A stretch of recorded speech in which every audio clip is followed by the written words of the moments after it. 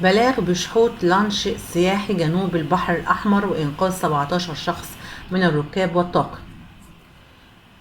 تلقت غرفة عمليات محافظة البحر الأحمر صباح اليوم الخميس إخطار يفيد شحوط لانش سياحي قبالة سواحل مدينة مرسى علم جنوب المحافظة، كان على متنه 17 شخص.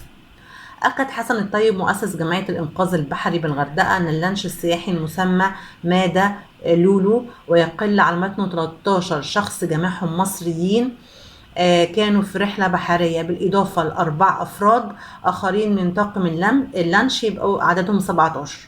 وأكد الطيب أن سبب شحوط اللانش عطل في المحرك الرئيسي به، مؤكدا أن من كانوا على متن اللانش بصحة جيدة، وعلى الفور تدخلت الأجهزة المعنية وتعاملت مع الواقعة وتم إنقاذ جميع من كانوا على متن اللانش.